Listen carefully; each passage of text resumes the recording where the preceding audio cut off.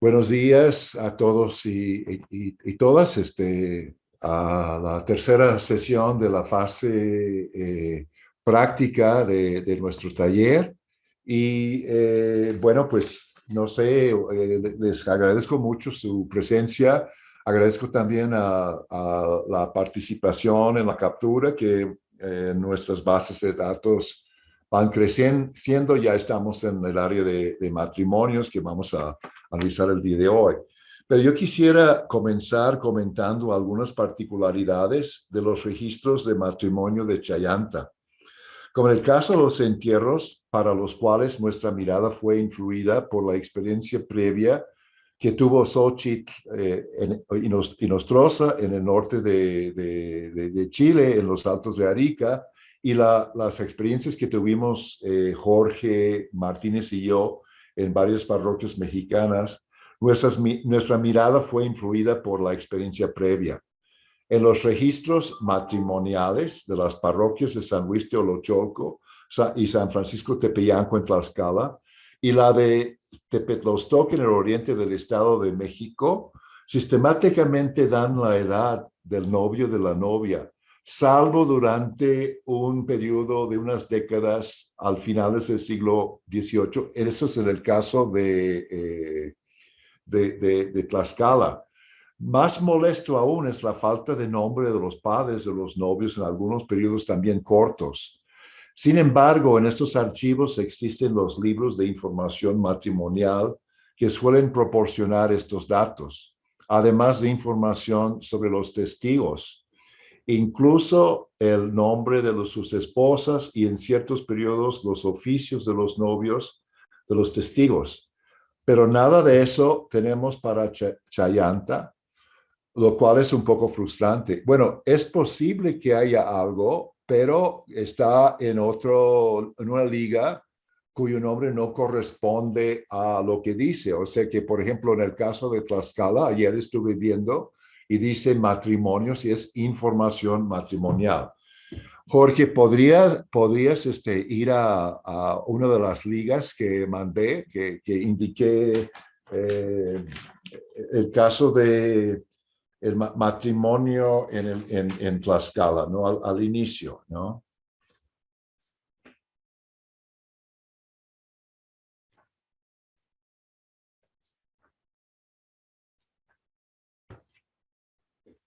Sí, o sea, aquí estamos, puedes como acercarte sí, ajá. Entonces aquí estamos viendo, mire, al margen, ahí están el nombre del novio y la novia, y están la primera, la segunda y la tercera proclama, ¿no? De que habla el cura en Chayanta, ¿no? De cuando se dijo públicamente en la misa que se iban a casar. Eh, a ver, entonces ahí es un poco similar en esta iglesia parroquial de San Luis Tolocholco, a 3 de abril de 1820, yo el cura propio, don José Celedonio, no estoy seguro qué es, habiéndose leído las tres amonestaciones conciliares, o sea, del Concilio de Trento, esos son los reglamentos, en los 3 días festivos, anotados al margen y no resultando impedimento contra Manuel de Jesús, indio soltero de 21 años de edad, natural y vecino del pueblo de San Antonio Acuamanala, al barrio de Ayometitlan, de esta feligresía, hijo legítimo de Juan Bautista y de María Concepción, ni contra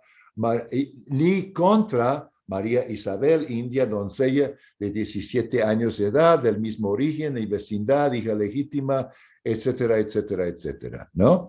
Entonces ahí, más abajo, siendo testigos, si quieres bajar, Jorge, Martín de los Santos, José de la Encarnación, fiscal de San Antonio, y ¿qué? Es mismo del pueblo Gregorio Nicolás, no sé qué, no entiendo, el escribano del Él mismo escribe. pueblo, Gregorio Nicolás, con otras muchas personas, yo firmé, lo firmé, bueno, no entiendo su apellido, pero no importa. Pero aquí tenemos la edad. Estamos viendo, es un ejemplo, se casa la gente en las parroquias que hemos visto Jorge y yo a una edad muy baja. Muchos hombres, probablemente más a la mitad, se casa antes de los 20 años, las mujeres un poco antes también, ¿no? Encontramos en el caso de la parroquia de Tepetostok, eh, el hecho de que, ¿cómo se llama? De que también las españolas se casan hasta en un periodo más temprano que las indias. No sé si pudieras ir a la última liga, Jorge, en la página esa. Bueno, ahí pueden ver, es que no sé por qué marcaron, encontré esto ayer, es de 1862. Entonces, la letra Petra Paulina de Tecawaloyan. Esto es un barrio, ¿no? Es un poco como el IU, ¿no? Entonces, en San Luis, el 4 de julio de 772, lo abrevia. Yo, a ver, no entiendo bien, pero bauticé solemnemente a Petra Paulina, de 6 días nacida, hija legítima de Lorenzo, creo que es Román, y de no sé qué es, María, puede ser María, Salomé, del barrio de Tecawaloyan, fue la madrina Bárbara, creo que es Nicolasa, mujer de Francisco de Sales de este pueblo. No hemos visto los bautizos todavía, pero llama la atención que en Chayanta lo primero que pone son los nombres de los padres. Entonces, estuvimos haciendo una plantilla de captura siguiendo este modelo y nos sorprendió. Y eso también es como una especie de dato, porque pone en primer lugar a los padres. Hay un significado de esto, es una forma de ver a los miembros de la comunidad. Y también lo que vamos a encontrar en los bautizos es que suele haber un solo padrino o una madrina en Chayanta. Aquí hay muchos casos de eso, pero también hay casos de que hay madrina y padrino, ¿no? En el caso de México. Y no encontramos eso en Chayanta en una revisión somera que hicimos. O sea, que es o madrina o padrino, ¿no? Y además, curiosamente, ponen el nombre del padre de la madrina o del padrino. Y aquí ponen el cónyuge. A ver, pasas al siguiente registro y vamos a dejar esto. Y bueno, pues aquí también, 5 días de nacida, hija legítima de José Antonio y de María de los Dolores, indios del pueblo al barrio de Contlan, fue su padrino Manuel de la Cruz y su mujer María de la Concepción. O sea que da la idea de que fueron padrinos ambos, ¿no? Sí, pero muchas veces dan una madrina, es la madrina y no hay padrino y dan el nombre del esposo. Aquí lo que dan es el nombre del padre, ¿no? Bueno, vamos a ver eso más adelante en la tarea cuando explicamos la tarea de la próxima semana. Bueno, voy a seguir con lo que estoy presentando. Si quieres, Jorge, lo que podrías hacer es poner algo de la hoja del plan, ¿no? El Word, ¿no? Bueno, ayer, bueno, con respecto a la falta de las edades, como vimos en México, ayer viendo la grabación de la introducción de la primera sesión de esta etapa del taller, o sea, la etapa práctica que se encuentra ya en YouTube, me di cuenta de que planteé el análisis de la edad al casarse las mujeres y los hombres. Pues no tenemos los datos. También me di cuenta de, por ejemplo, mencioné que para el caso de la muerte de 25 a 30 de la población en el caso de la epidemia de 1813, en un periodo de 3 o 4 días, debía haber dicho meses, ¿no? Fue una barbaridad. Eso va a quedar como grabado para hasta que esté ese video, ¿no? Ahí en YouTube, ¿no? Pero me quedé pensando, ¿cómo podemos resolver el problema? ¿Cómo podemos conocer la edad de los novios y las novias al casarse si no da el dato? Si no da el dato el cura. A ver, ustedes qué piensan en eso. Menciono eso porque yo tengo una idea cómo lo podemos hacer, cómo podemos conocer eso, cómo lo harían ustedes, qué piensan, vayan pensando y si quieren poner ideas en el chat, ¿no? O nos rendimos y nos centramos en otras cosas, pues de eso veremos algo un poco más adelante. Ayer, al preparar esta sesión, Jorge Martínez y yo estuvimos un poco consternados por esta falta de información sobre los novios. Sin embargo, al comenzar a hacer algunos análisis que vamos a ver en un momento, surgieron algunas preguntas y emprendemos otros análisis no contemplados originalmente. El día de hoy les vamos a plantear unos análisis parciales y les vamos a invitar a profundizar en ellos. No se trata de las tareas contempladas al convocar este taller, que son la captura, ¿no? Que para contar con bases de datos más amplias y suficientemente grandes para análisis relevantes. De hecho, les adelantamos una parte de la tarea, ¿no? Que es la captura de un cierto número de matrimonios. Lo que propondremos es la formación, y veremos esto más adelante, voluntaria de equipos para resolver ciertos problemas que vamos a ver en breve. Otro punto que me pareció interesante es lograr una profundidad genealógica ampliando el periodo que abarca los matrimonios. Es por eso que estaba pidiendo voluntarios con la esperanza de poder, digamos, si se casa la gente como los 20, 21 años, podemos encontrar que si hacemos matrimonios durante 20 años, vamos a comenzar algunos de los hijos de parejas que casaron al inicio del periodo, pero solamente tenemos una serie parcial de unos 13 años. Así es que eso es algo que quedará pendiente y por eso invité a Hugo Sacapanzi, que ha hecho una investigación en una parroquia en el estado de Tlaxcala, en México, en que ha usado únicamente los registros de los matrimonios. Ahora bien, quiero que esté claro que esta idea de que ustedes hagan análisis, ¿no? No forma parte de la tarea, lo repito, ¿no? Es algo adicional y totalmente voluntario si ustedes se interesan, pero ya hablé de eso, Jorge y yo hablaremos de eso en breve.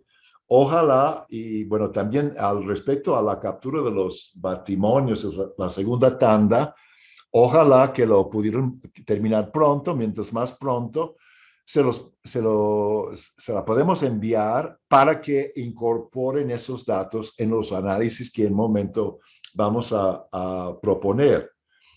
Ahora bien, también he invitado a Pilar Cisternas a hablar sobre su trabajo en equipo de captura de archivos parroquiales en Chile. Eso sería al final de la sesión, después de la explicación de la tarea de los bautizos, ya explicamos lo de matrimonios, ¿no? Y también habría momentos para dudas. Y Hugo Sacapanzi hablará más o menos después del análisis de los datos actuales, ¿no? Eh, Ahora, vamos a ver eso el día de hoy. El calendario de funciones no es un sobro, es un sorbo con el afán de organizar equipos para profundizar en el tema. Así podrán ver la progresión y el declive de la epidemia de 1804-1805, además de ver si en estos años, en los años fuera de la crisis, hay alguna estacionalidad de la mortalidad. O sea que en años normales habría una tendencia de morirse en época de fríos o en lluvias o en secas o en relación con el ciclo anual de actividades económicas que podrían implicar movimiento de personas. Bueno, todo eso queda pendiente para investigar porque no conocemos mucho sobre esta zona, la geografía y la economía, el terreno. Sé que hay distintos niveles, elevaciones sobre el nivel de mar. Otra cosa que podemos hacer es el calendario de matrimonios, o sea que, ¿cuáles son? ¿Hay alguna preferencia de día de la semana para casarse? El análisis mensual muestra el bajo índice en marzo, mes de la cuaresma, y en diciembre, pero se podría refinar el análisis situando la cuaresma y el adviento en cada año. ¿Estaba la novia embarazada en el caso de las parejas que se casaban en cuaresma o adviento?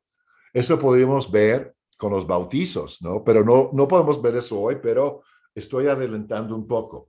Entonces, equipos para hacer análisis, por ejemplo, hacer calendarios. Les vamos a hablar vamos a dar una herramienta para poder hacer el calendario, por ejemplo, de 1799 y ver qué día cayó de la semana cayó el 9 de marzo, por decir algo, y todo el año, ¿no? Entonces, para ver cuestiones sobre los matrimonios y también sobre las defunciones, ¿no?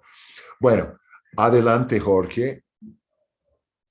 Análisis nominativos, o sea que lo primero fueron análisis totalmente agregativos, que tenemos la lista, tenemos los números, podemos ver cuántos se casaron en abril, cuántos en mayo.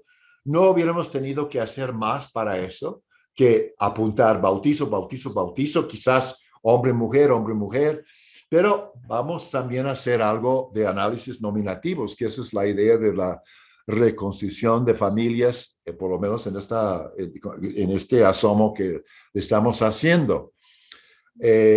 Yo creo que voy a resumir mucho aquí. La semana pasada encontramos pocos casos de padres que tenían varios hijos muertos. Vamos a buscar en los matrimonios estos padres. Vamos a ver si podemos ver cuándo se casaron, ¿no? El hombre y la mujer, padres de niños muertos en la epidemia.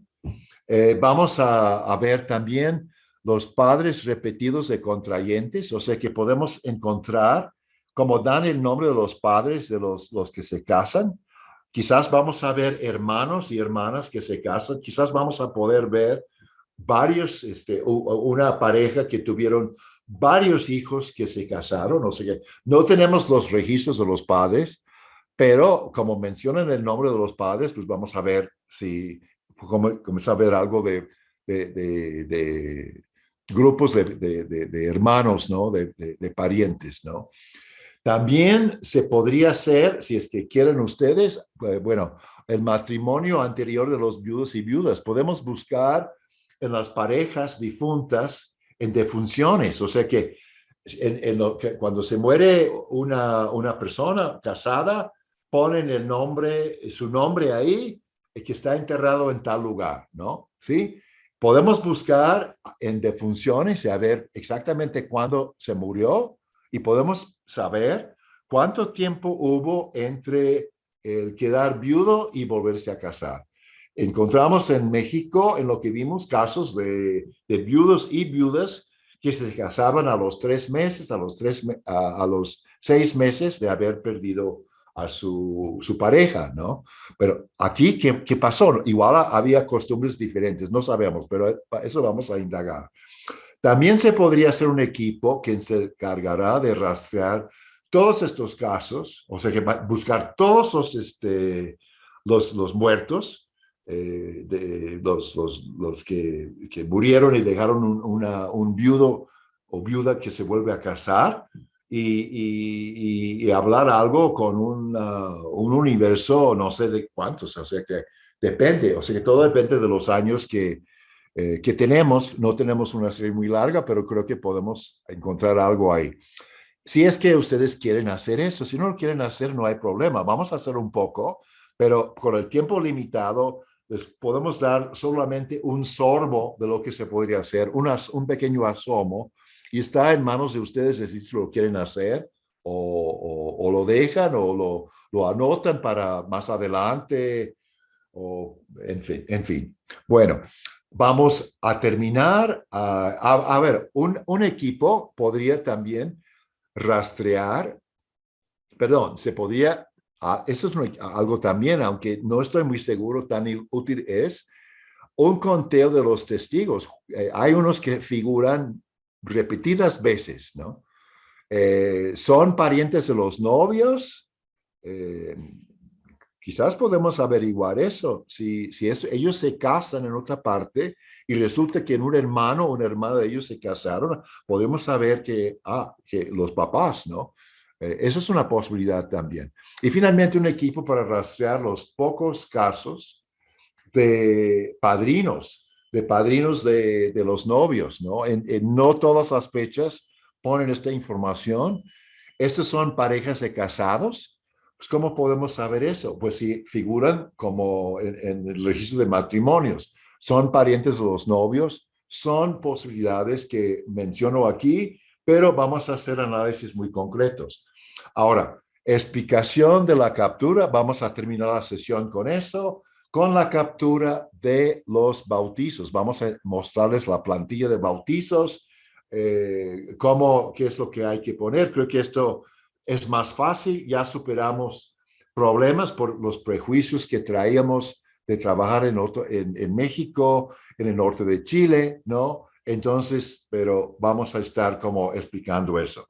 Doy ahora la palabra a Jorge, que va a hacer una presentación de algunos análisis que hicimos. Parciales son los análisis y a ver ustedes qué piensan, cómo podemos ampliar eso, mejorar los análisis.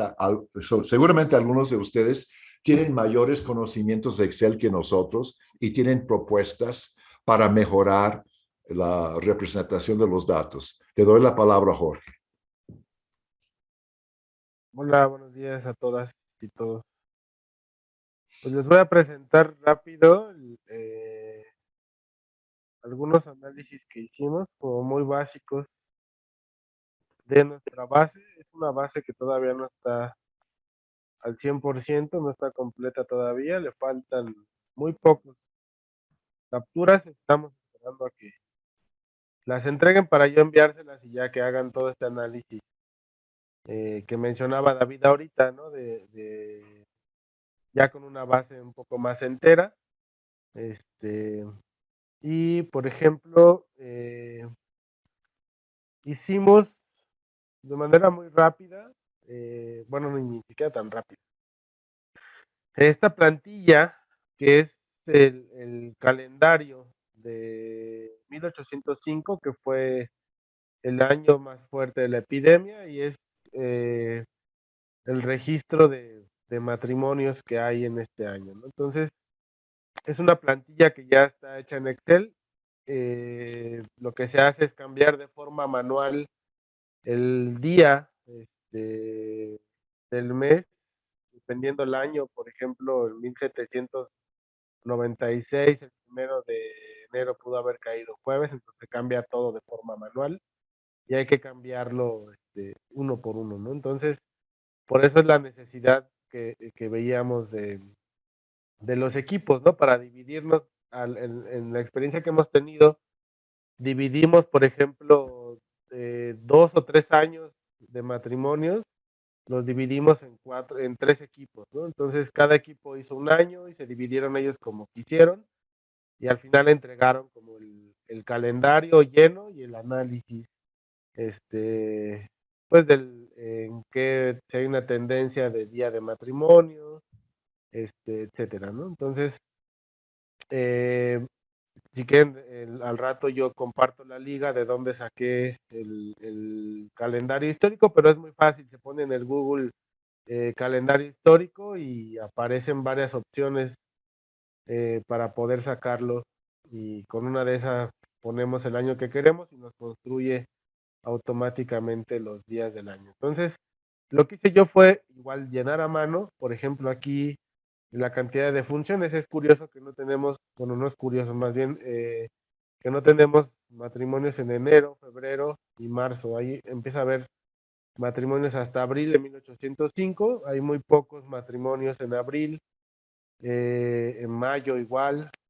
Toda esta parte, les digo, se va haciendo el filtro de la base. Por ejemplo, es hacer 1805.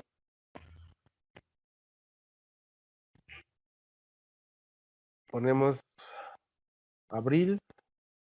Aquí como son pocos no hay tanto problema, ¿no? Ya nos vamos a abril en esta otra de acá y ya marcamos qué días hubo matrimonio. Cuando es las de funciones ya es un poco más complicado porque tenemos más información y ya divido la pantalla, y ahorita les voy a enseñar lo de las de funciones. Esto es básicamente lo que estamos haciendo o lo que hicimos para mostrarles algunas de las actividades que se pueden realizar con esta información de la base de matrimonios, en donde, les repito, se vacía de forma manual. Aquí la cantidad de matrimonios por año es muy baja, porque es el año en el que pega la epidemia, son 34 matrimonios, pero ahorita vamos a ver otras cosas que hicimos. Por ejemplo, aquí ya nos metemos a hacer un pequeño análisis de la cantidad de matrimonios por todos los años que tenemos de nuestra base que construimos por mes: enero, febrero, marzo, abril, diciembre, etcétera, ¿no? Todo el total. Y aquí tenemos la cantidad de matrimonios que hay por mes. Vemos que hay una tendencia a ciertos meses, ¿no? Que en ciertos meses hay una mayor cantidad de matrimonios. Esto se los voy a compartir junto con la base, para que ustedes, ya que tengamos la base completa, hagamos un análisis Sí. ya. Yo quisiera mencionar algo aquí, Jorge. Vean marzo, vean, bueno, marzo es casi todo el mes de marzo, es cuaresma, ¿no? Vemos muy pocos matrimonios en cuaresma, y en Adviento, diciembre, antes de Navidad también, había que conseguir un permiso especial eh, para casarse. En mi adolescencia, cuando se anunciaba en la misa una boda, ¿no? En las amonestaciones, y que iba a ser en cuaresma, se sospechaba, pues está embarazada la novia, ¿no? O sea que se casaban pronto para evitar el escándalo y lo que quieras, ¿no? Pero también, si ustedes ven esa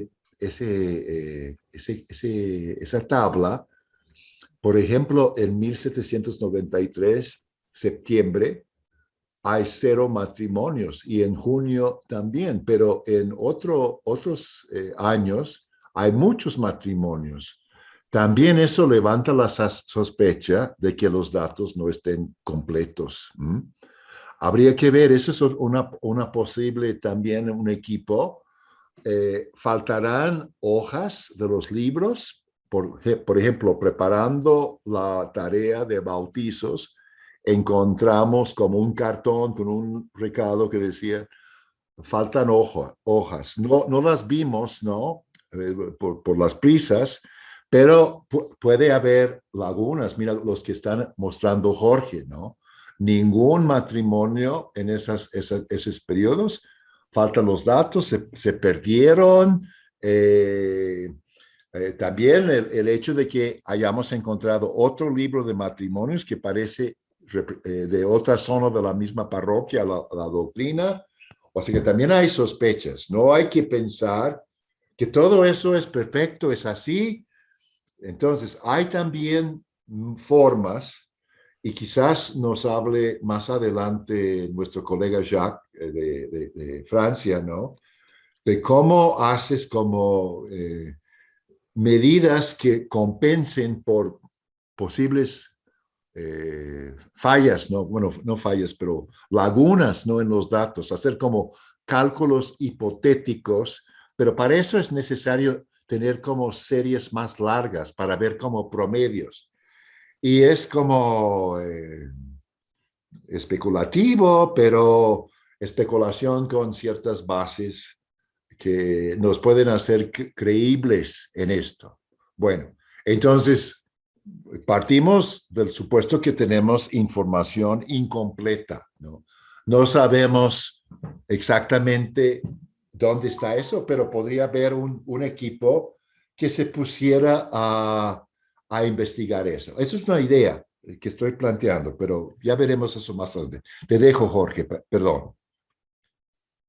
Sí, aquí, por ejemplo, tenemos estas lagunas, estos periodos que marqué como con color mamey, en donde sospechamos que, bueno, en dos estamos seguros que es falta de captura, ¿no? Por ahí sí, sí, sí, en este que es específicamente este y este. Pero hay otros que sí creemos que hay una ausencia de datos, y este que es el periodo especial, ¿no? Que es como esta parte media de la epidemia, que es el principio de 1805, porque recordemos que la epidemia, según el impacto que vimos de las defunciones, comienza a pegar desde septiembre, octubre de 1804. Entonces, este periodo de enero a marzo de 1805 es la parte de medio de la epidemia, y por eso creemos que está esta ausencia que marco en rojo. A ver, espérenme, es que con esta cosa me aparece la barrita del Zoom para que vaya aceptando a los que van llegando. Bueno, aquí hicimos esto mismo también, pero ya quitando estos 2 años de crisis, ¿no? 1804 y 1805, los quitamos eh, de ese mismo cuadro, y aquí sacamos porcentajes. Vemos la proporción que hay en relación al total de los matrimonios que tenemos, ¿no? Entonces, aquí un estimado que tenemos es que, no sé si quieres explicar esa parte, David, del año normal de matrimonios equivaldría a un aproximado de 69 matrimonios. Sí, sí, perdón. Eso es que si no hubiera ningún tipo de factor, o sea que, ¿por qué no se casa la gente igual? O sea que, porque hay algo, tenemos cuaresma, ¿no? Que se nota bien en ese periodo, sin los años de la crisis, ¿no? Para establecer alguna norma, pero considerado también nuestros posibles lagunas, porque la gente se casa mucho más en octubre, en septiembre, o sea que, ¿por qué no hay 65, 70 matrimonios por mes? De hecho, lo tenemos en enero. Ahora, en febrero, también una parte de febrero suele ser cuaresma. Este año es un año muy excepcional porque cuaresma comienza en marzo, carnaval creo que es el 1 de marzo, ¿no? Entonces, cuaresma comienza el miércoles de ceniza, al día después, es totalmente en marzo, pero hay años en que carnaval puede caer el 8 de febrero, entonces, pero quizás la gente se está apurando a casarse antes de cuaresma, ¿no? Porque saben que no se va a poder. Pero ¿por qué tan bajo el número, la proporción de matrimonios en junio? En julio ya vimos que hay algunos años en que hay 0 matrimonios ahí. Habría que ir a ver si faltan los ojos en los libros. Bueno, pues ahí está planteado un problema que ese análisis no es el análisis final, es un inicio de un análisis que se podría hacer cada vez mejorando ¿cómo se llama? La base de datos y viendo las lagunas y compensando por esas lagunas. Adelante, Jorge. Gracias. Sí, y ahorita, como les repetía yo hace rato, estos son como resultados parciales, ¿no? Debido a la construcción que está todavía de la base, ¿no? Entonces, eh, por ejemplo, ya pensando en quiénes son esos que están ahí, encontramos que hay 149 viudos y 127 viudas. Este, encontramos también que hay 80 viudas que se casan en estos periodos, quitando 1804 y 1805. Este, viudos con viudas, matrimonios de viudos con viudas son 80, que representan el 9.66%. Viudos con solteras son 69, que representan el 8.33.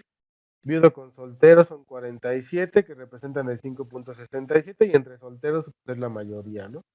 Son 632, que representan el 76.33%. Aquí tenemos años de matrimonio, de 1800 a 1803. Hicimos como quisimos ver cuál era la proporción de matrimonios que había en los años previos a la epidemia y en los años posteriores, para ver el incremento que podía existir de matrimonios, especialmente entre viudos con viudas y viudos con solteros. Que es muy poca el repunte, pero sí se nota en la cuestión del porcentaje, ¿no? Vemos que del periodo de 1800 a 1803 hay 22 viudos que se casan con viudas, 18 viudos que se casan con solteras, 11 viudas que se casan con solteros, y los solteros van a seguir siendo la mayoría. En el periodo de 1806 a 1808, que es el periodo posterior a la epidemia, hay una cantidad de 29 viudos que se casan con viudas, 20 viudos que se casan con solteras y 20 viudas que se casan con, que diga 12 viudas que se casan con solteros. Este, Perdón, también, perdón. Quiero decir algo ahí. Escogimos 3 años, bueno, 4 años antes de la epidemia para ver si había eh, algo normal, ¿no? Y tomamos el 6, 7 y 8 de 3 años después de la epidemia, que no, o sea, que no es la misma cantidad de años, no son 4 años, son 3 años, por lo tanto, menos matrimonios. También una comparación podría ser, después de la epidemia, se vuelve a estabilizar el número de matrimonios por año o que realmente la epidemia pegó tanto que murió tanta gente que ya no está casándose tanto. Eso no es un análisis muy sofisticado. Y además, lo que podríamos hacer es tomar los meses. No sé si quieres mostrar el PowerPoint. Aquí nos faltó una cosa, disculpen. Tenemos también cuadros y tablas de matrimonios entre viudos y viudas en México, en dos parroquias en México después de la epidemia. Y encontramos que en México la proporción de viudos y viudas era mucho mayor que aquí.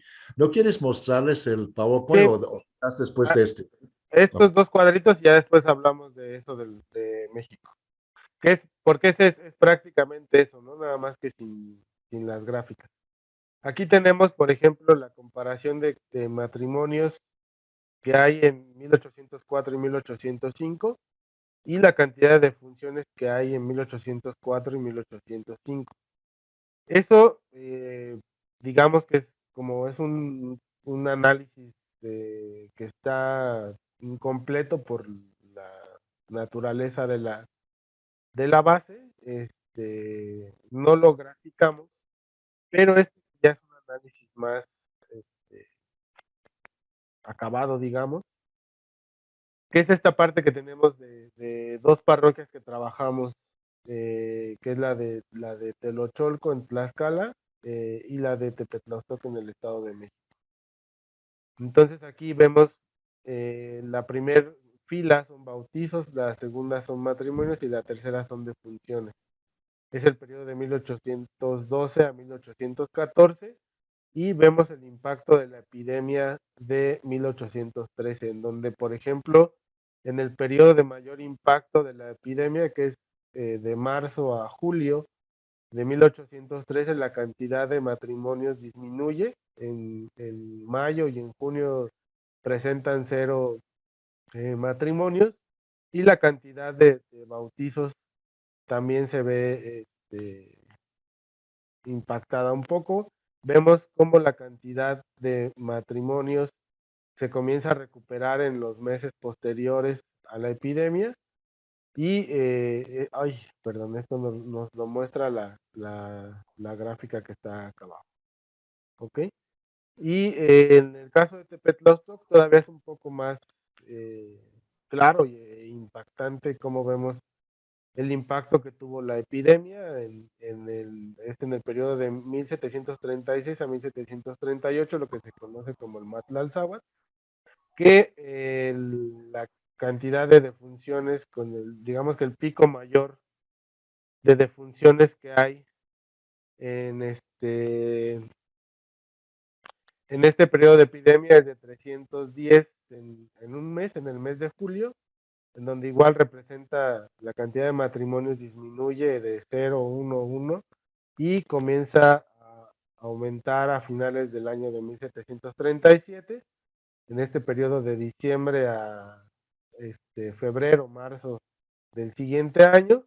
Igual la cantidad de bautizos, vemos como, por ejemplo, a principios de 1736 se manejan cantidades de 30, 22, 12, 25, etcétera. Acá hay como una, no es tan drástica la variante que hay de bautizos y disminuye un poco, después aumenta, luego disminuye radicalmente después del impacto de la epidemia, baja a 3, 8, 3, 3, 4, 6 y al final de 1738 ya comienza a haber una recuperación de la cantidad de bautizos que hay en esta parroquia.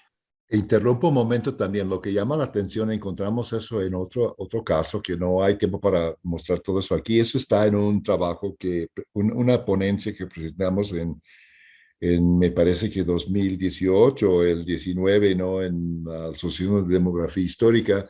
Les vamos a, compartimos ese trabajo después.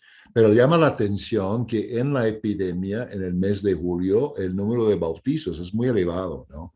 Y tendríamos también que checar en los bautizos después. La reducción podría ser que también se murieron tantos adultos, es una enfermedad de adultos aparentemente, que ya no hubo quien, ¿no? Seguramente murieron muchos mujeres embarazadas en la epidemia y mujeres potencialmente embarazables, ¿no?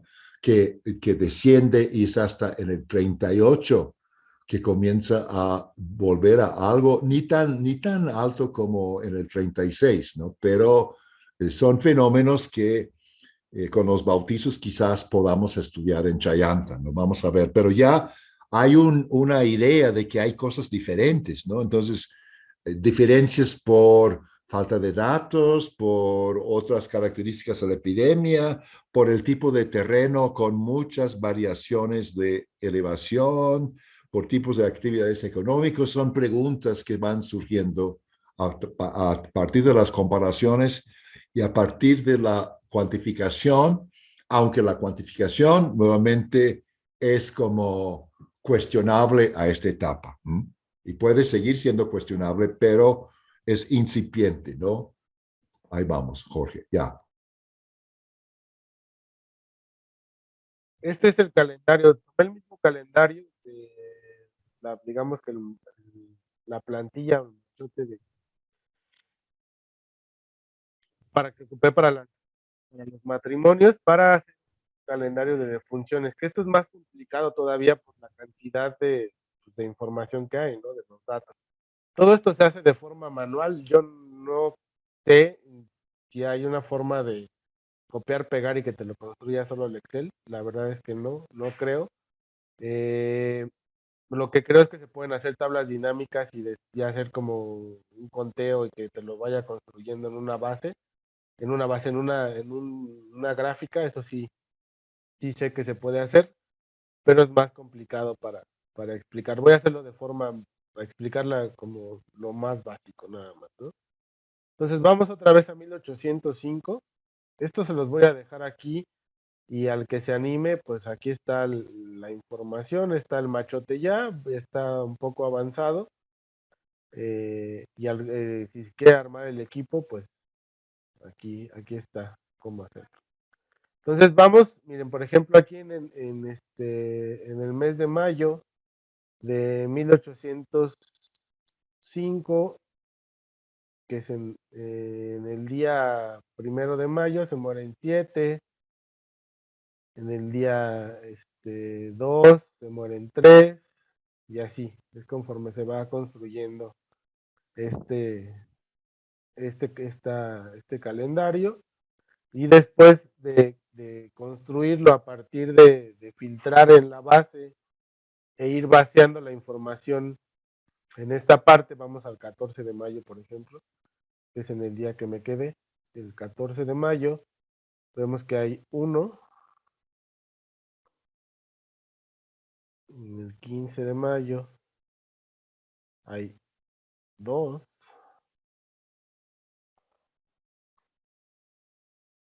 el 16 de mayo hay 5, el 17 de mayo hay 1,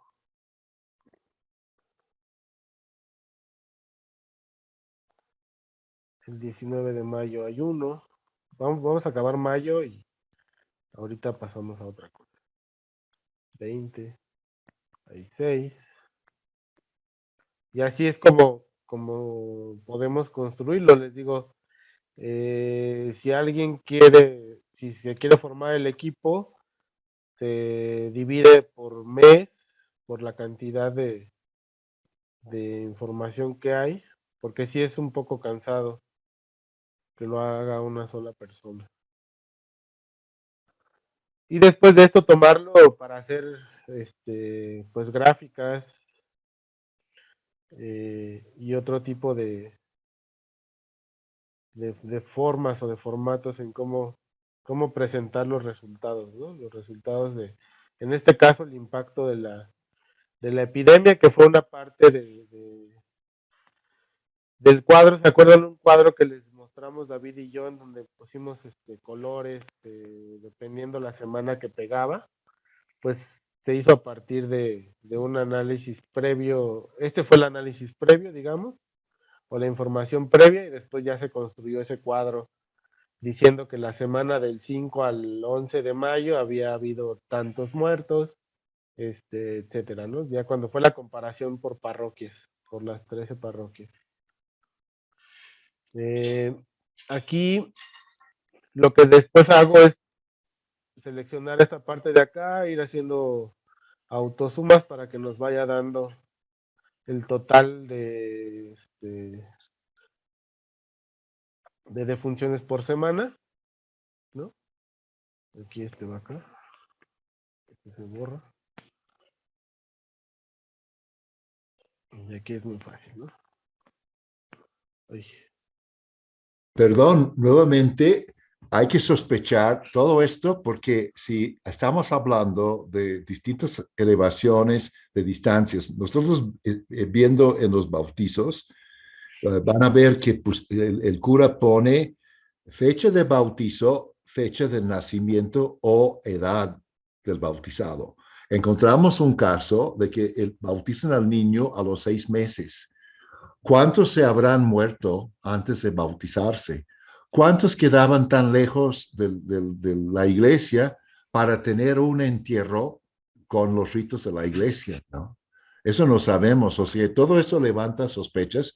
Igual lo que vimos la semana pasada de la epidemia, igual hay que poner eso en duda, es una idea, ¿no? Pero es muy posible que tenemos como grandes lagunas en los registros y que eso es como muy, muy relativo. Pero todo eso es parte de ese negocio. Les digo que en Francia, nuestro colega Jacques, que no pudo estar ahora, sabe de métodos de estimar a pesar de esto y quizás más adelante podría hablar un poco de eso. Pero bueno, esa es la idea del calendario. También se podría hacer con nacimientos, con todo. Habría que ver si vale la pena hacerlo y para qué tipo de registros. Quizás para la epidemia, ¿no? Para rastrear exactamente el punto álgido, la entrada, de ver, bueno, es una posibilidad. El programa que encontramos para eso lo pusimos equipos a trabajar en eso en otro taller y los resultados fueron pues bastante buenos, ¿no? Si alguien se apunta, podemos hablar de eso después. Sería una forma de hacer nuevos amigos quizás o nuevos enemigos trabajando en equipo, pero pues es una propuesta que les estamos haciendo desde totalmente su voluntad. No podemos hacer todos los análisis, es cuestión de que ustedes aprendan. Nuestra intención no es de enseñar todo, sino poner una gama de posibilidades en la mesa y que ustedes optan si les parece interesante o de anotarlo para más adelante. Bueno, ese es un tipo de análisis que presentaría Jorge y hay algunos otros, ¿no? ¿Verdad? Sí, aquí lo que podemos, de lo que se puede sacar aquí es, por ejemplo, el día que mayor muerte, o sea, nosotros, por ejemplo, en Petautoc encontramos días de 30 muertos. Se corta. Nosotros en Petautoc encontramos días de 30 a 35 muertos. Entonces, con este calendario podemos sacar cuál es el día que hubo mayor cantidad de muertes durante la epidemia que pegó en esta parroquia, ¿no? Eso es lo que podemos hacer con este calendario y la utilidad primaria que yo puedo ver en él.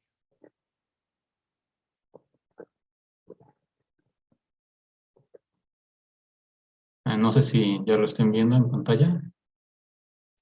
Sí, ya lo vemos. Bueno, dentro de los estudios que realizo de carácter demográfico, solamente estoy recurriendo a bases de datos de matrimonios, porque es un periodo muy grande el que manejo, de 1656 a 1832, pero solamente con consultar los registros nupciales me permite obtener distintos rasgos muy interesantes, algunos ya los mencionaron ahorita, por ejemplo, el comportamiento anual de los matrimonios, el comportamiento estacional, es decir, cada mes cómo van variando el número de nupcias, las edades a las que contraen la primera nupcia, los recasamientos, es decir, este asunto de las segundas nupcias, las segundas y terceras nupcias, la viudez, la mortalidad, ¿no? De manera indirecta se puede reflejar la mortalidad, el asunto de la foraneidad, es decir, cuál es la geografía de los matrimonios, de dónde provienen las parejas con las que se están casando, si son de la misma feligresía, si son del mismo barrio, del mismo Iyú, o si son de otros. La adscripción barrial, que se rastrea en ocasiones a partir del apellido, pero también hay otras maneras de ir rastreando esa adscripción. Y el asunto de la transmisión de apellidos. Bueno, por ejemplo,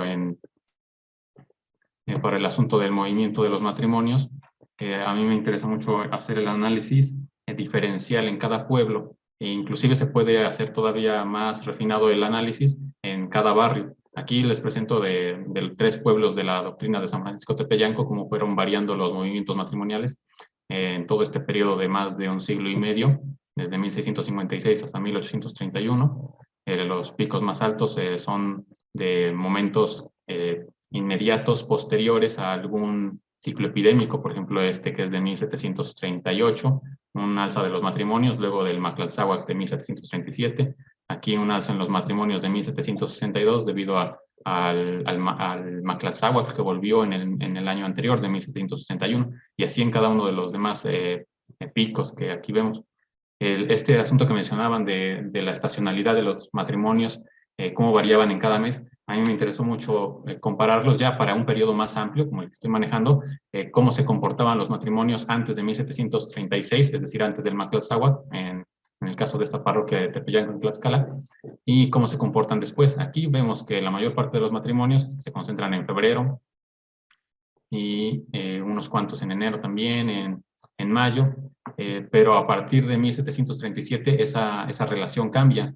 Ahora ya no es enero y febrero los años se concentran la mayor cantidad de matrimonios, ahora ya es mayo. Entonces aquí, pues estos dos parámetros o estas dos variables que podían como que definir este cambio, pues es uno, el calendario litúrgico, y el otro, el calendario de tipo agrícola, que ya lo mencionaba, creo, una compañera en los comentarios del chat. Entonces, aquí es interesante ver cómo cambió, ¿no? A partir precisamente de este fenómeno coyuntural que es un ciclo epidémico como el de 1737, la edad del matrimonio, cómo se puede ver la evolución a través del tiempo. Aquí la línea más tenue es la de las mujeres, la línea más dura es la de los hombres, cómo fue variando la edad del matrimonio, tendiendo a subir, pero había algunos momentos en los que bajaba. Yo he encontrado coincidencias muy interesantes en cuanto a que la edad del matrimonio baja en periodos muy específicos, en coyunturas históricas muy, muy particulares.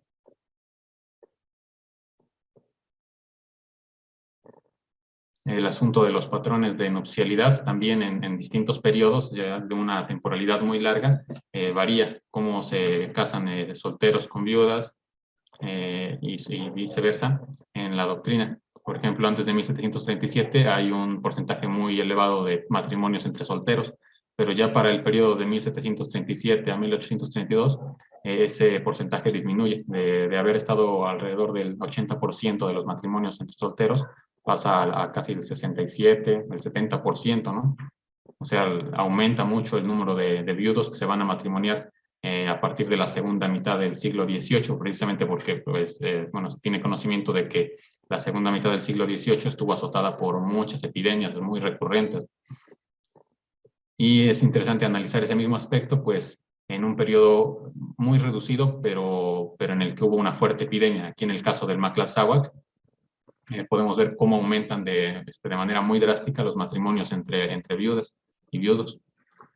Si más o menos oscilaba entre el 70 y el 80% los matrimonios entre solteros y solteras en un periodo sin epidemias, aquí vemos que en periodos de epidemias los matrimonios entre solteros se reducen muchísimo. Lo que más va a abundar son matrimonios entre viudos, y sobre todo me interesa mucho hacer el análisis diferencial entre cada pueblo, porque para el caso de esta parroquia, Tepeyanco o Topoyanco, que así se menciona, así se le nombra antiguamente, Topoyanco, es el pueblo cabecera, donde residen familias de caciques, mientras que los otros dos pueblos están conformados eminentemente por macehuales.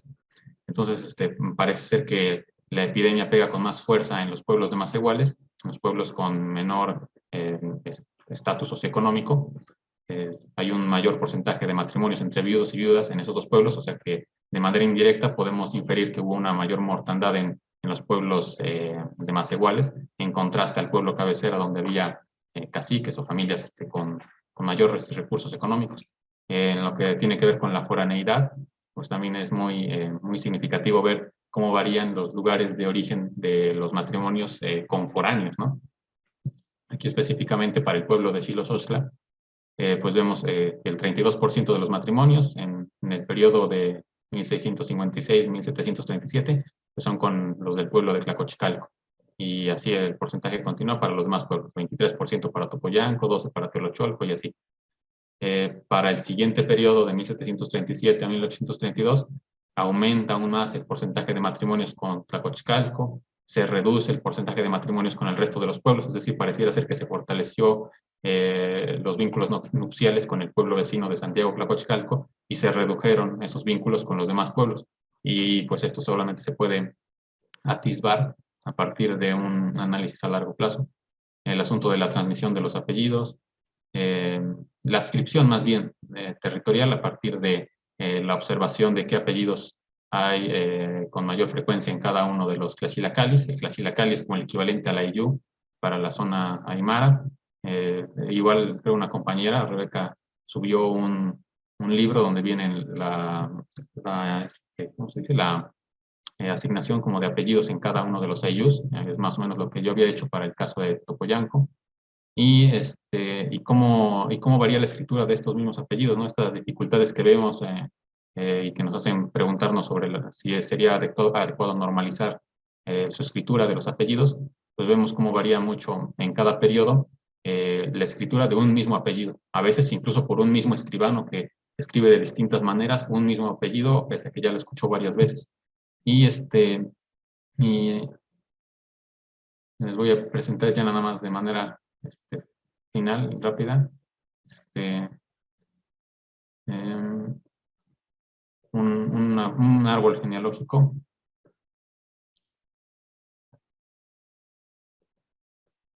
¿Se ven la presentación de GenoPro?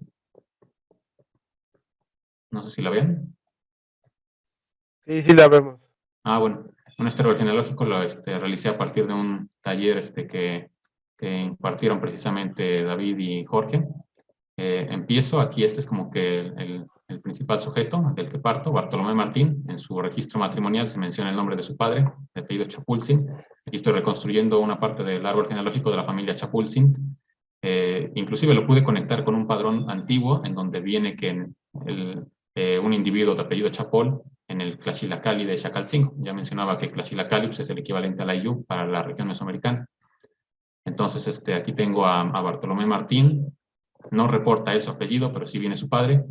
Sus descendientes, ninguno reporta su apellido, pero aquí está este asunto interesante de la adscripción barrial. Muchos de sus descendientes reportan ser del Tlaxilacalli de Xacalcingo.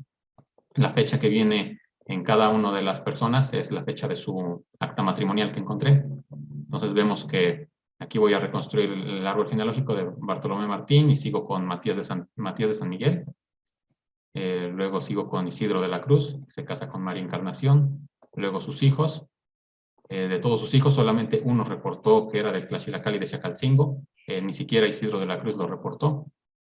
Sigo a la siguiente generación, los hijos de Antonio Francisco, que se casa con Ana Paulina.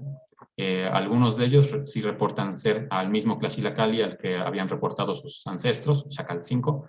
Y pese a que el apellido Chapol había permanecido como invisibilizado en las actas de matrimonio de muchos de sus ascendientes, es decir, Antonio Francisco, Isidro de la Cruz, Matías de San Miguel y Bartolomé Martín, pues ya vemos que al llegar al siglo XIX, pues muchos de sus descendientes todavía lo portan, ¿no? O sea, este asunto difícil de ir rastreando las genealogías a partir de las escasas menciones a los apellidos se puede solucionar en parte, pues a partir de la adscripción al barrio, ¿no? Del barrio al que señalan estar adscritos. Y también el otro asunto que permite ir reconstruyendo estas genealogías es la singularidad de los nombres, porque pese a que haya registros en los que no se mencione ni el Tlaxilacalli ni el apellido, pues más o menos se puede inferir los ancestros o los padres a partir de la singularidad de los nombres. Por ejemplo, esta parejita, Antonio Francisco y Ana Paulina, solamente encontré una pareja con esos mismos nombres que se casaron en un mismo periodo aproximado en el que debieron de existir esa pareja, ¿no? Esa pareja de esposos.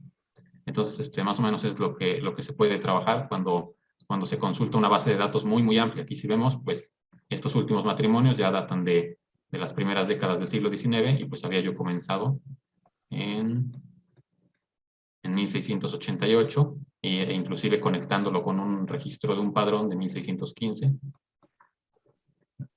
Bueno, serían como que algunas de las líneas que se pueden desprender de este tipo de investigaciones con matrimonios.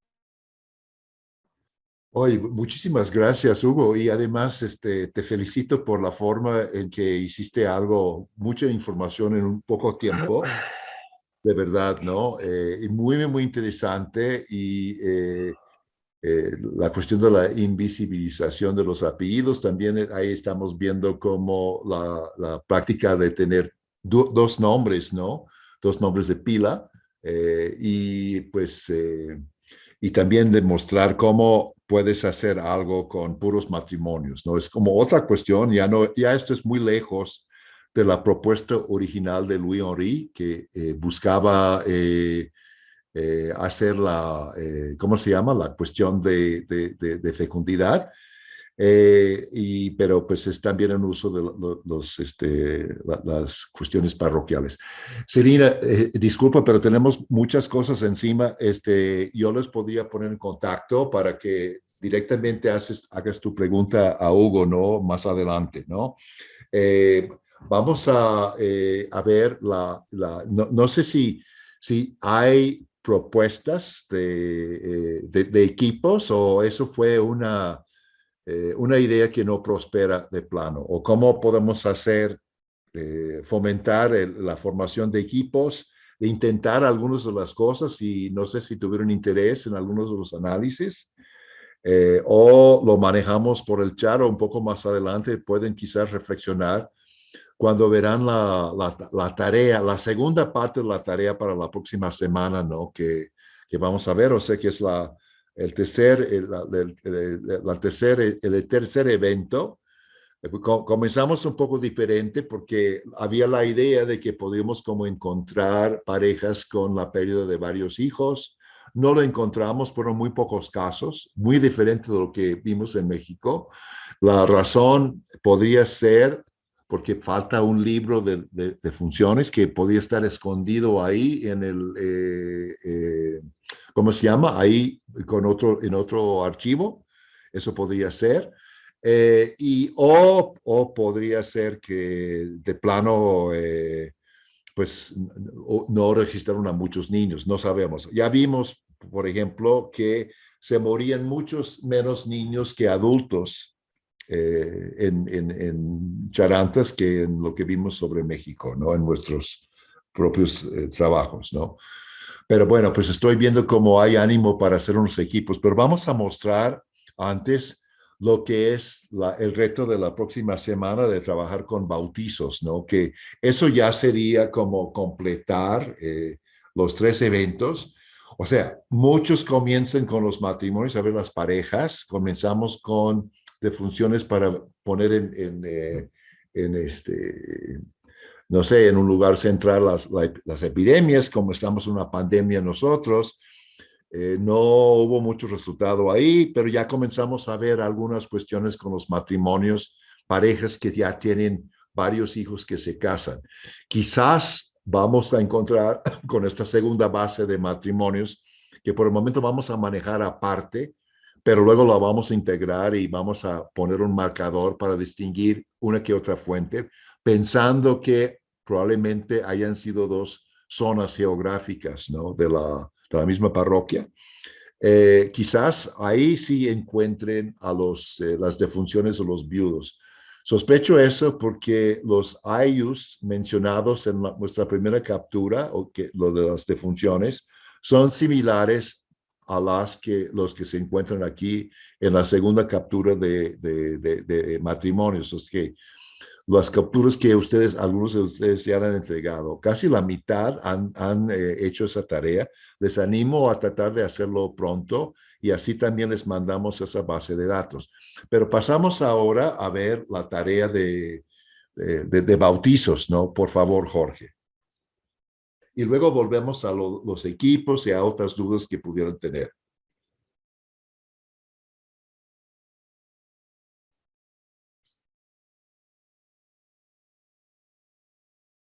Jorge. Ah, ok, perfecto. Bueno, ahora vamos a explicar la parte de la tarea de captura de bautizos. Es una base más pequeña, creemos que más amigable que las otras. David y yo, como ustedes ven, ya hicimos varias capturas. Tratamos de hacer capturas para entender la lógica de presentación de los que tienen los curas y así ir asentando la información de la base. Entonces, si gustan,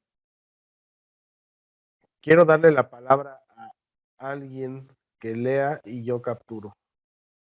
El primero que agarre, abra su micrófono y hable. Que no sea David, por favor. Ya te Nadie. hartaste de mí, ¿verdad? No, pero digo, alguien Si que quieres, quiera. yo te puedo ayudar, Jorge. A ver, dime. Ahora, si tú me dictas y yo voy capturando para que los demás vayan viendo dónde vamos asentando la información, ¿vale? ¿Empiezo por el texto o por lo que está al lado izquierdo? Empezamos conforme va la tabla, la imagen número 580. Ah, ok.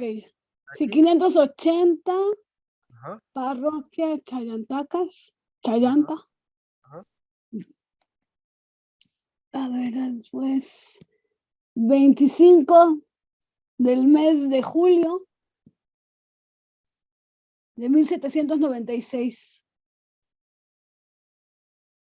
Entonces ahí tenemos la primera información. Después dice yo, don Santos Padilla, como da. Aquí ya empieza, ¿no? Un párvulo. Empieza, este es muy corto, no tiene tanta introducción como los matrimonios, ¿no? A un párvulo nacido el 30 días al mes de De octubre del octubre. pasado, del año Ajá. pasado. 1795 sería. 30 de octubre 1795. ¿Cuántos meses para poderlo bautizar? Aquí vamos a poner, tenemos la fecha de bautizo, que es la que aparece en la primera línea, la fecha de nacimiento, que casi siempre la pone enseguida de decir yo, fulano de tal, le doy, lo bauticé, le puse los óleos y su crisma, un párvulo nacido el 30 días del mes de octubre del año pasado. No tiene edad, no presenta la edad, no la vamos a calcular. Ok. La ponemos, si es que aparece, por ejemplo, aquí, nosotros hicimos una captura que decía del mismo día, es decir, recién nacido, ¿no? Entonces en la edad ponemos una R y una N, no ponemos la misma fecha de nacimiento y la misma fecha de bautizo. En la edad ponemos una abreviatura que es RN, recién nacido. En otro registro encontramos que tenía la edad de 9 días, así lo expresaba el cura. Nacido hace 9 días, ¿no? Y tampoco calculamos la fecha de nacimiento a partir de la fecha de bautizo, nos fuimos a la edad y pusimos 9 días. Cuando diga la fecha de nacimiento, ponemos la fecha de nacimiento. Cuando diga la edad, ponemos la edad. Cuando dice del mismo día, ponemos recién nacido. Cuando no diga nada, no ponemos nada. ¿Ok? Entonces, enseguida de la fecha de nacimiento, ¿qué nos dice Gretel? Está lo de hijo legítimo del cacique gobernador de la parcialidad de Chayantacas, Agustín Fernández de Espinosa. Okay. Ahí ponemos, ¿es legítimo? Sí. ¿Cómo se llama el padre? El cacique. Francisco. No, perdón, de Agustín Fernández de Espinosa.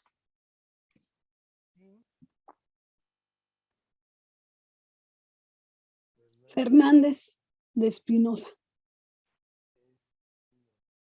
Toda esta información de que es un cacique gobernador de la parcialidad de Chayantacas no lo vamos a poner en el nombre, sino lo vamos a poner en los comentarios. Entonces enseguida nos vamos a los comentarios y ponemos el padre del bautizado es gobernador. Cacique gobernador, dice, ¿no? Cacique gobernador de la... Yo pondría cacique gobernador, sí, exacto. Sí lo puso David, cacique gobernador.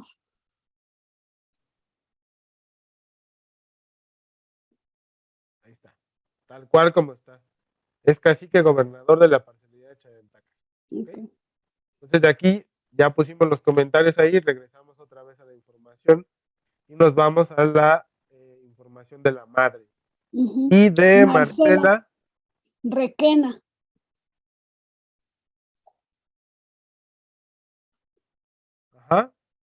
dice de qué calidad son. Españoles. Españoles.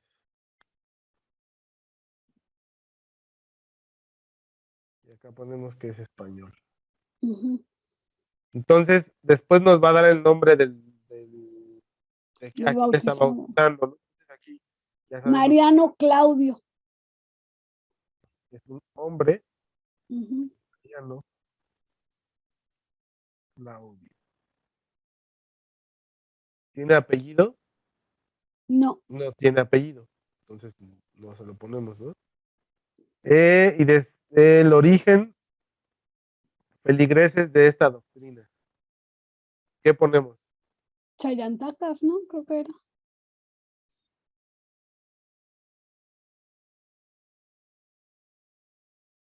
Y después dice, pues Padrino. padrino, el Bartolomé mayor, Gus.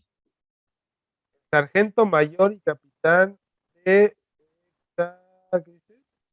Bartolomé Gomón. Gamón. Es un hombre. Gamón, yo he visto ese no, apellido. Sí, porque después dice hijo de Ramón Gamón. Sí es Gamón. Bartolomé Gamón, Ujú. no nos dice de qué calidad es. Así español. No.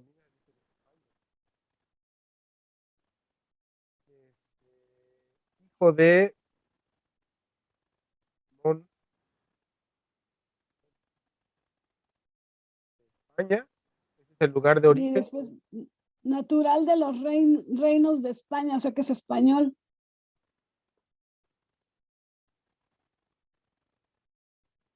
Tenemos así, tal cual como el reino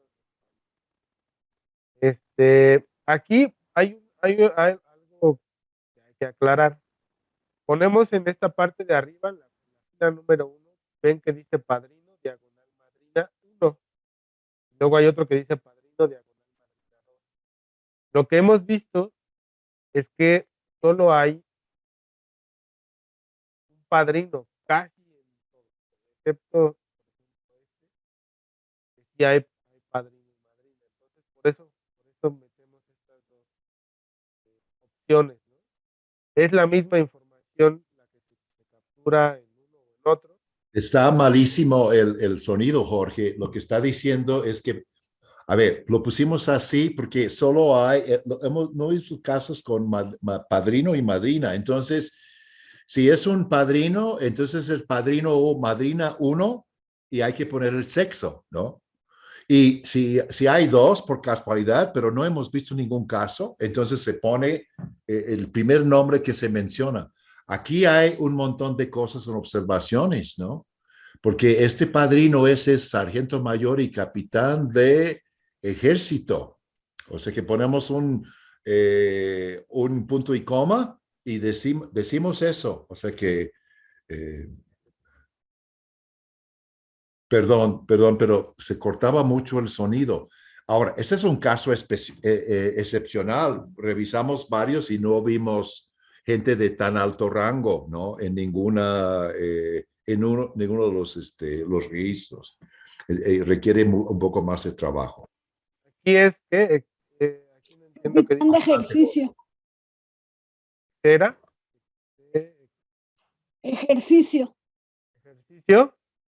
Capitán de ejército. ¿Ejército? Ah, sí, ejército, sí. Ahí está, ejército. Y aquí nos faltó, tenemos un error en la captura. Porque es Don Bartolomé. El padrino es Don.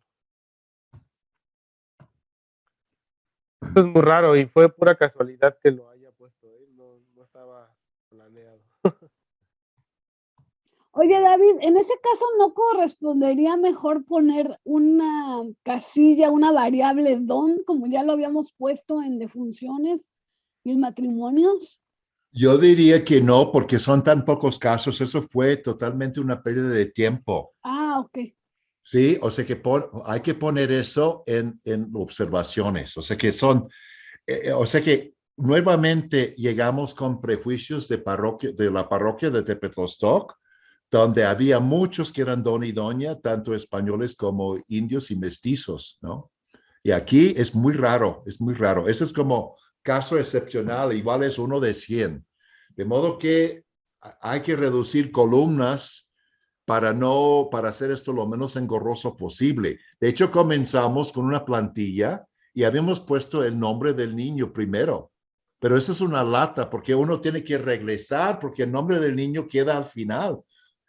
Queda primero los nombres de los padres y vimos en varias fechas. Es como una forma, una lógica distinta de la que hubiéramos tenido, la que había con el registro que les mostré de México. Ahí está, el niño se puso al tal niño, luego los padres. Entonces, decidimos quitar eso. Era una pérdida de tiempo para ustedes, ¿no? Voy a dar la palabra ahora a Pilar Cisternas, que nos va a hablar brevemente sobre un equipo que ella tiene, no en este contexto, pero que están capturando en grupo como nosotros, ¿no? Pilar. Hola, buenas tardes. Jorge, ¿me puedes autorizar compartir pantalla, por favor? Está autorizado, Pilar. Muy amable, muchas gracias. Gracias, Pilar. Voy a tratar de hacer lo más corto posible una experiencia que llevamos ya hace varios años. Empezamos como una sociedad de historia y genealogía local, abordando exclusivamente lo que es la migración hacia nuestra región, porque nuestra región, que es la de la Araucanía, está conformada por migrantes, ya sean migrantes europeos como migrantes del mismo territorio chileno. Y de ahí se descolgó una parte, por decirlo así, después que encontramos archivos que estaban extraviados y que fueron encontrados en estas condiciones. Estos fueron los archivos como más decentes que tenemos. Hay otros que están en una condición paupérrima, aparte de quemados, están roídos por ratas, afectados por la humedad. Entonces, de ahí nació la idea de hacer un rescate del material digital a través de indexaciones también, uniendo todo lo que es la tecnología con la que disponemos ahora. Y de ahí nació el grupo Hedgen, que se dedica exclusivamente a lo que es el rescate patrimonial de documentos a través de digitalización. Y el área en la que yo me muevo es la de la transcripción a través de la indexación, teniendo un grupo de revisores e indexadores que en este momento son alrededor de 30 voluntarios. Nuestro objetivo principal es, como ya les mencioné, hacer el rescate digital de todo este patrimonio que se está perdiendo, tanto patrimonio documental como patrimonio fotográfico.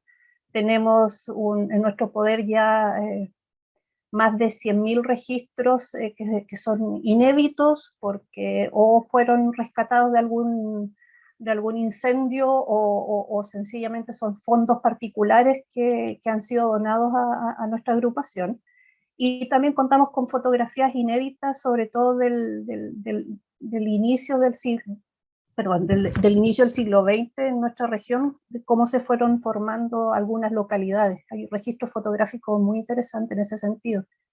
El objetivo principal que tenemos nosotros es ser una fuente para investigadores, tanto investigadores de la academia como investigadores en genealogía. Iniciamos este camino en la indexación recién en agosto pasado y llevamos un aproximado a febrero de 35.000 registros indexados. Perdón, Pilar, no estoy seguro que todos entiendan qué quieres decir con indexado. ¿Lo puedes explicar muy brevemente?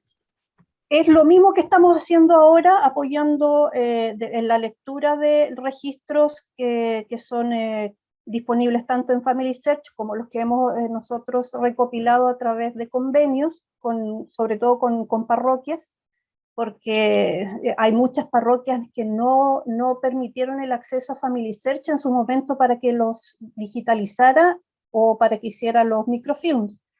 Entonces hay mucho archivo parroquial que los curas los han guardado celosamente y bueno, nosotros confiaron y a nosotros nos están pasando esta documentación porque están viendo el riesgo de pérdida, principalmente. Entonces la indexación es De acuerdo.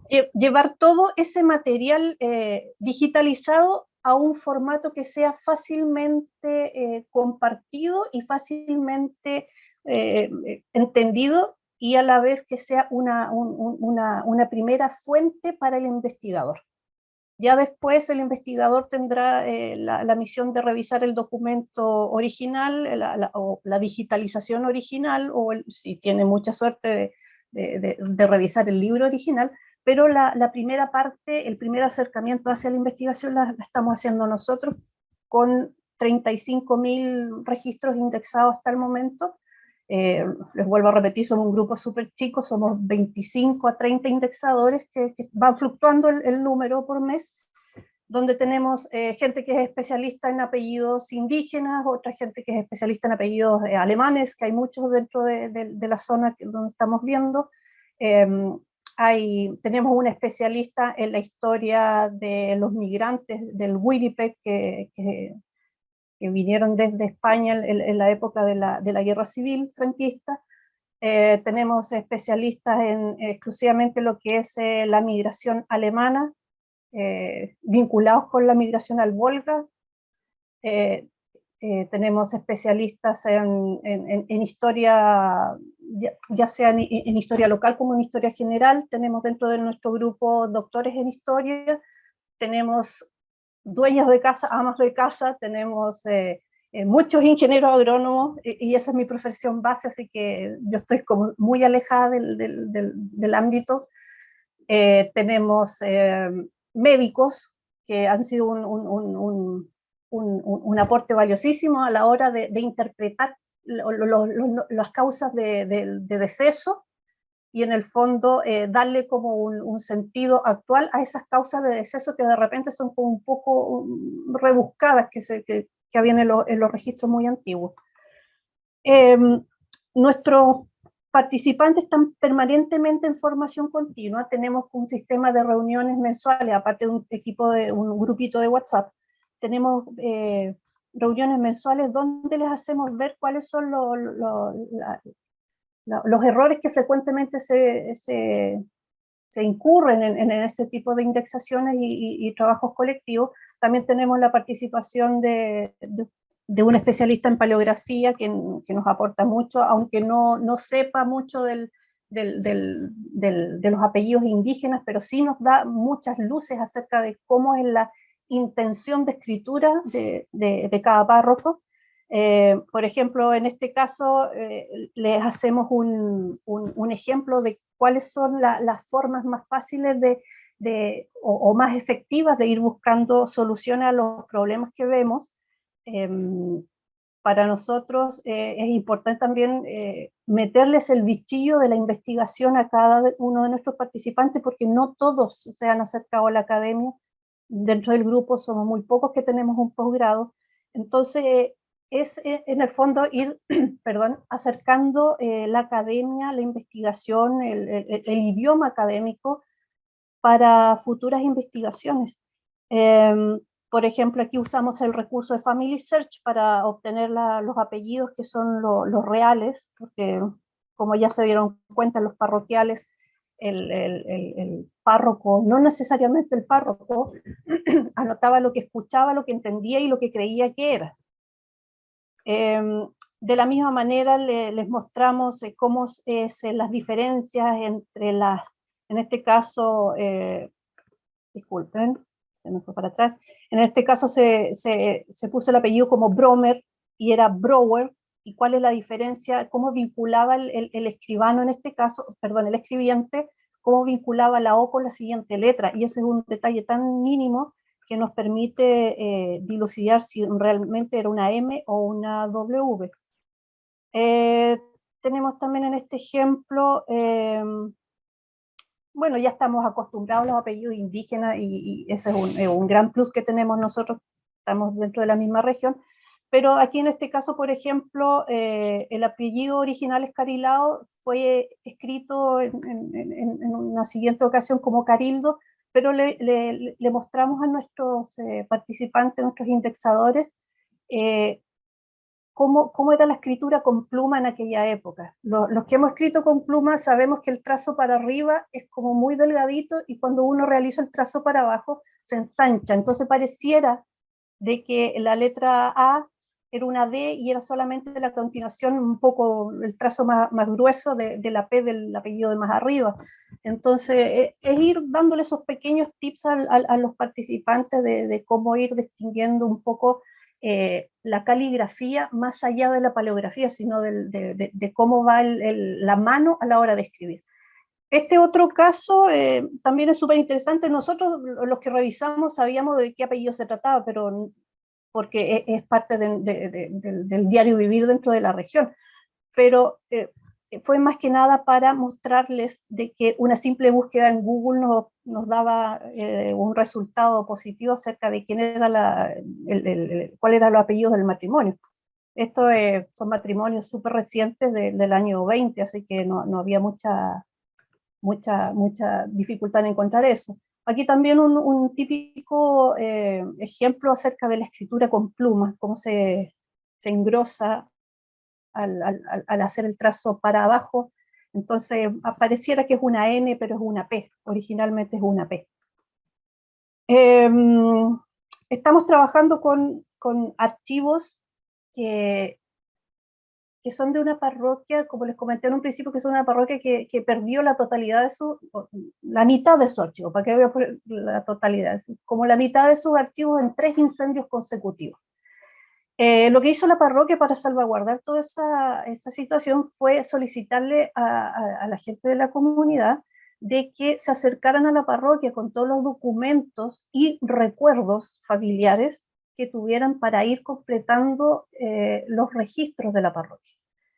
En ese caso estamos trabajando con muchos vacíos y, por ejemplo, ya tenemos aquí en este ejemplo, tenemos 3 coincidencias del nombre y apellido de padre más nombre y apellido de madre, entonces no nos queda nada más que rellenar el espacio vacío e intuir de que en ese periodo se casaron esos 3 hijos.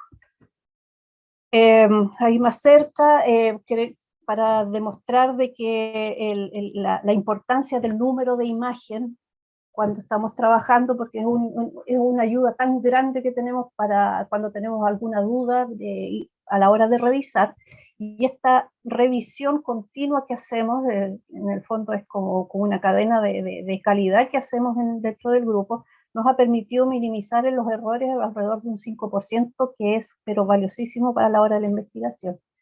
Y algo que nos hemos encontrado frecuentemente y lo estamos viendo ahora en estas transcripciones es la diversidad de grafías que hay para un mismo nombre.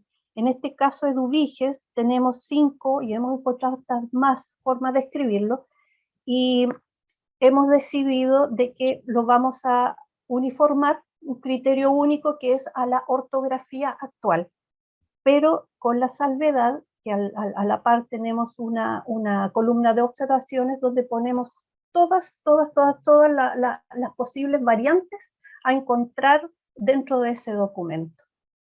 ¿Cómo lo hemos hecho? Bueno, hasta antes de pandemia, todo era muy persona a persona, participábamos en muchos tipos de actividades que nosotros le llamamos parlamentos.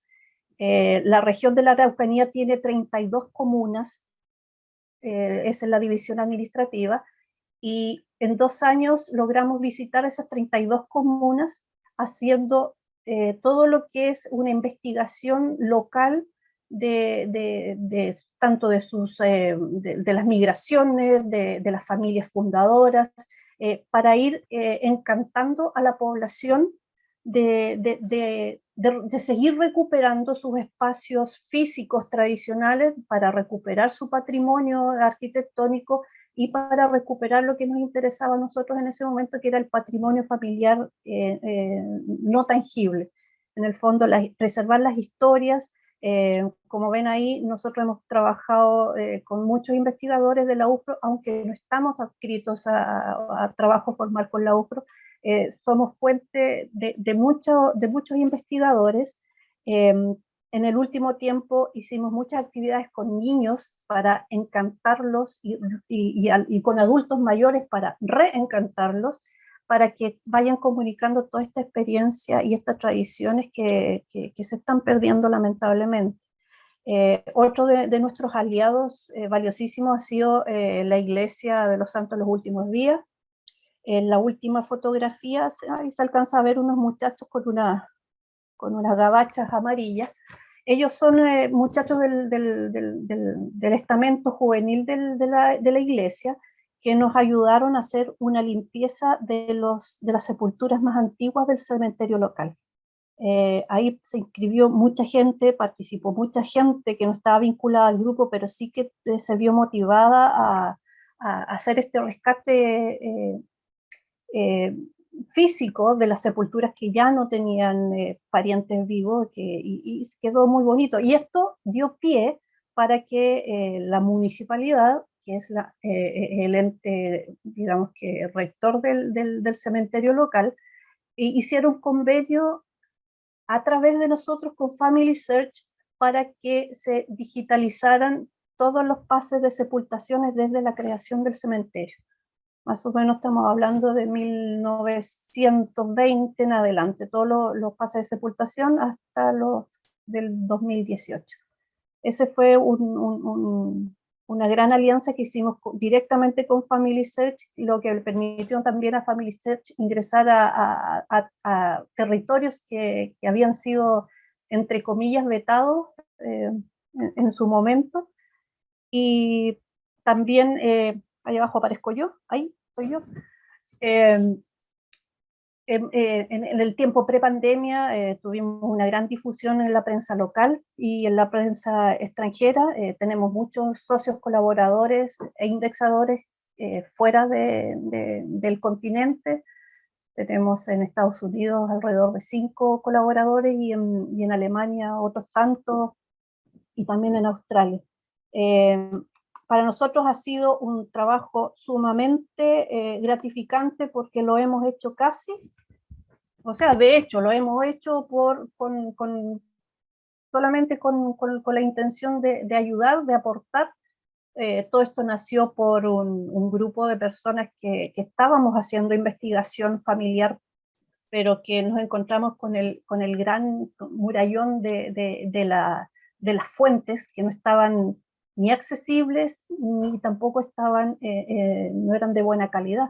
Entonces, el gran objetivo que tenemos nosotros es realizar este tipo de recopilación de información desde la investigación misma para investigadores, porque eso es lo que hace falta. Yo agradezco mucho Family Search que haya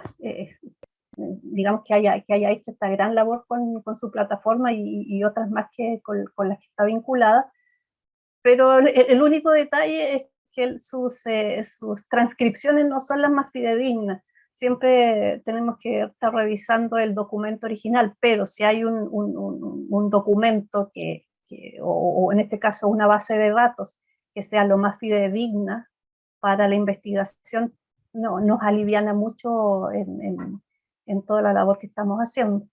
Esto es totalmente sin fines de lucro, es totalmente voluntario, y realmente, como dijo el profesor David, es un vicio.